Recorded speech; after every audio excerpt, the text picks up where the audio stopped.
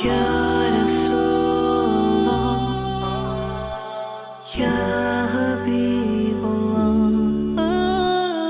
Ya Rasulullah, Ya Habibullah, Ya Mustafa, Ya Rasulullah, Ya Habibullah. Welcome back to the show, Enjoy Your Life. My name is Habib Bobat. And just before the break, we were discussing the chapter on improving yourself from the book Enjoy Your Life. The author says that you get two types of people in the world. You get a group of people who are very passionate about change, who want to improve on themselves. They want to do better every day. And then you get a group of people that are only obsessed with the fantasy world. They follow all the latest movies. They follow all the latest gossip. They follow all the latest games. They follow all the latest information that's coming out. But they're not interested in improving themselves.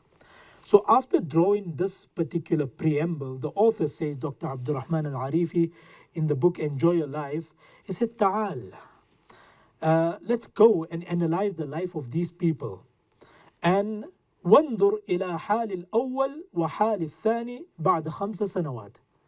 Let's give 5 years to this group of people, and let's give 5 years to this group of people. The group of people who are passionate about change, and the group of people who are only following the latest series. Let's give them 5 years each. And let's analyze what is the difference in the two groups of people at the end of our assessment. So he says, أيهما سيكون أكثر تطورا في مهاراته في القدرة على الاستيعاب في سعة التفقه في القدرة على الإقناع في شيء آخر في أسلوب التعامل مع الأحداث. He says, let's analyze these two groups. What change do you notice in terms of the discussion on this side and in terms of the discussion on this side? Has the level and the bar been raised, or is it still very shallow, very basic, very elementary? What's the difference? Let's analyze the two groups. He said, لا شك أنه الأول بل تجد أسلوب الأول مختلفا. He says, when you interact with the first group of people, the people who are passionate about change, فاستشهاداته بنصوص شرعية أو أرقام وحقائق. The first group of people, when you interact with them, you notice that they speak based on facts.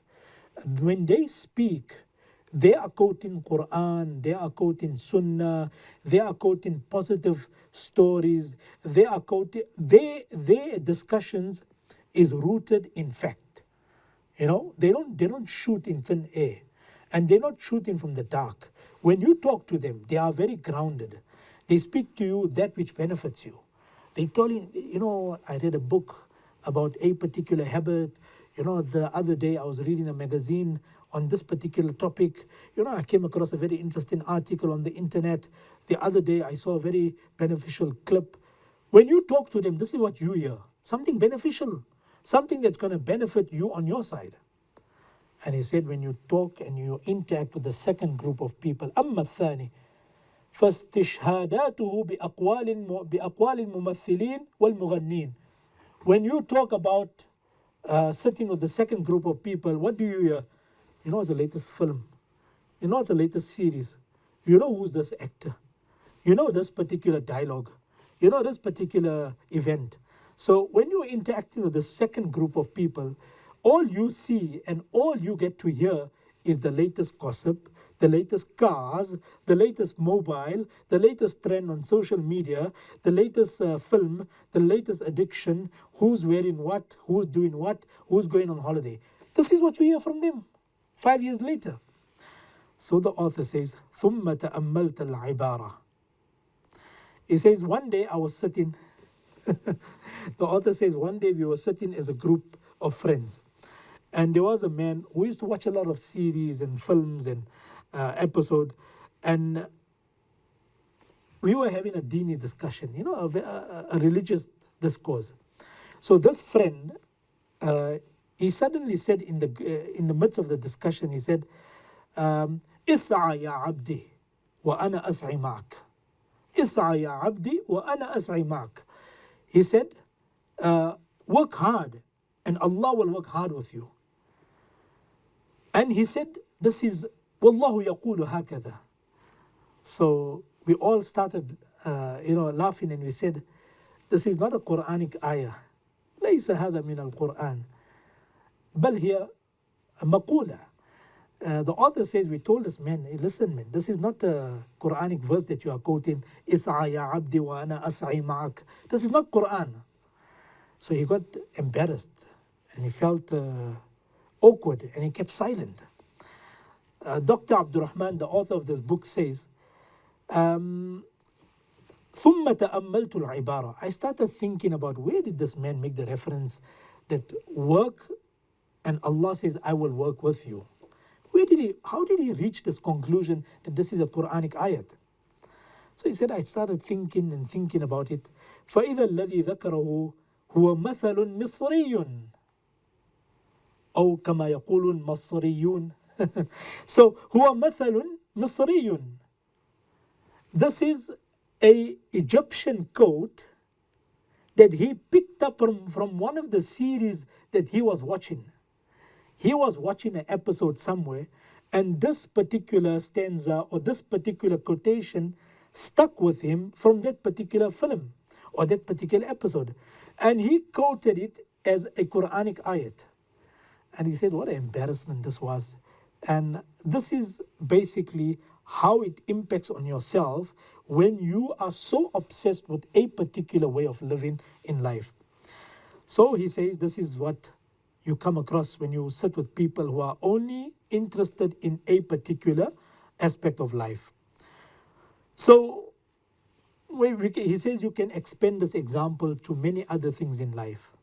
When you sit with this group of people, you learn maybe another ayah of the Quran. The person will tell you, yesterday I read the Quran. Allah Ta'ala says, لا تقنطوا من رحمة الله.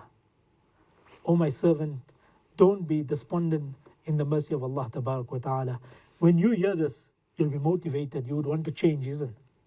But when you sit with this person, he'll tell you, you know what's the latest iPhone? You know what's the latest tablet? You know what's the latest watch? So one person will influence you good, and the other person will influence you in another way. Therefore, the author is saying, at the end of it all, what he is saying is that we have to work on ourselves and improve ourselves. We can't be the same people that we were yesterday.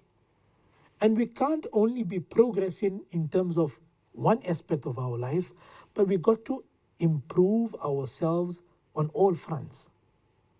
We got to improve ourselves on all fronts. And we got to keep in mind that we are made to better ourselves on a daily basis. That's what Allah has sent us in this world for, to become better individuals. Nobody comes 100% polished or 100% refined, but it's a journey we all have to take.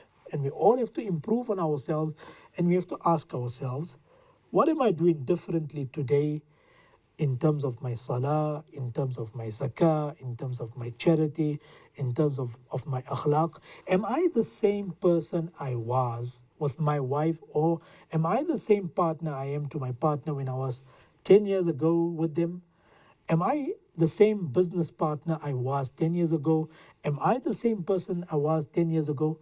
We have to ask ourselves these critical questions, and we have to work on ourselves. The more we work on ourselves, the better it is. Subhanallah. Subhanallah. May Allah bless us all. It brings us to the end of our program today. We say Jazakallah khairan, and we'll catch you back in the next program, inshaAllah. Ya Rasulullah, Ya Habiballah, Ya Rasulullah, Ya Habiballah. Assalamu alaikum wa rahmatullahi wa barakatuh. Welcome to the program Enjoy Your Life. We are basing our program on this particular book, Enjoy Your Life by Dr. Muhammad Abdurrahman Al-Arifi. My name is Habib Bobat, and inshallah, I'll be keeping you company in this particular program. We are going to look at chapter number 4. We did start this chapter in our previous program, in our previous episode, if you recall, but there were a few things that I did not manage to complete in that particular installment. So today we're going to complete that particular chapter. It is chapter number 4, Improve Yourself, Tawwir Nafsak. Tawwir Nafsak is the Arabic chapter that I have with me on the tablet in front here. So the author in chapter 4, just towards the end, discusses a very, very interesting example. And this is an anecdotal example that he's quoting to us. He says, I want you to ponder and reflect on this incident that I'm going to share with you. And what I'm trying to get across, the author says, is that the way we deal with people yields different results for us all. If we are good and kind and courteous towards people, then that's the response we are going to get from people also. And if we are cold, if we give people the difficult treatment, then that's the kind of results we are going to get on our side. So, Dr. Abdurrahman Al-Arifi says, كان عبد الله رجلا متحمسا لكنه تنقصه بعض المهارات. There was a man, his name was Abdullah. He was a good man. He was a good man overall. But there were certain areas on his side which he needed some effort and he needed to work on himself. There were a few things lacking in him. خرج يوما من بيته إلى المسجد ليصلي الظهر. So he says one day Abdullah went out of his house and he left his home with the intention of going to the masjid to perform Salatul Dhuhr. يسوقه الحرص على الصلاة ويدفعه تعظيمه للدين. And he said he was very passionate about Salah. He used to go very early to the masjid. He used to go كان يحث خطاه خوفا من أن تقام الصلاة قبل وصوله على المسجد. He was so passionate about Salah that he would try his level best to get into the masjid before the adhan and before the iqamah would be given for Salah. That is how passionate this man was, Abdullah we're talking about. So he says one day he was traveling to the masjid. مر إثناء الطريق بنخلة في أعلاها رجل بلباس مهنته يشتغل بإصلاح التمر. One day he was going for Salah like every other day, but on this particular day he saw a man high up in the trees, dressed in his uniform, and he was busy filing the tree. And going about doing his work. So this particular Abdullah, he passed by and he stopped. And he called out for the person on top. عجب عبد الله من هذا الذي مهتم بالصلاة. Abdullah couldn't understand that how is it that this man is busy with his work and is not taking out the time to come for Salah. Salatul Dhuhr is about to commence, and this man is busy chopping trees, is busy filing trees. Why is he not taking the time and the trouble to come for Salah? وكأنه ما سمع أذانا ولا ينتظر إقامة. This man is carrying on like he has not heard the adhan and he's not bothered about the iqamah going and he's not bothered about Salah. فصاح به غاضبا انزل للصلاة. So Abdullah, he got very upset. He said to Abdullah, hey, come down, man. Come down. Don't you know it's time for Salah? Time for Salah. Come down. انزل للصلاة. فقال رجل بكل برود طيب. I really like the book in the Arabic language. It's so nice. It conveys all the sentiments. So anyways, the man on top, he replied, he said, yeah, whatever, طيب. You see the word طيب, just as a side note, in Arabic, can be used differently. If you say طيب, that means nice, pleasantly. If you say, yeah, طيب, it means the man is disappointed. Yeah, whatever. You know, in English you say like that. So the man was working and it was a hot day and he was filing the tree, he was chopping the tree. He said, yeah, whatever. فَقَالَ عَجِّلْ صَلِّ يَا حِمَارَ. So Abdullah said, this man, he said to the man who was chopping the tree, hey, come down now. Instantly, I want you to come down. Come perform salah. صَلِّ يَا حِمَارَ. And he used a very unwarranted word. He used unsavory language. He said, you donkey, come down and perform salah. You donkey, come down and perform salah. فَصَرَخَ الرَّجُلُ أَنَا حِمَارٌ. That man on top, he got very angry. He was furious. He said, how dare you call me a donkey? How dare you call me a donkey? And أنا حمار, you call me a donkey.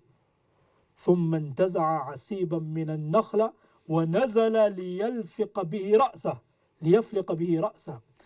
He caught hold of a branch from on top and he says, you wait, I'm coming down, I'll show you who's a donkey.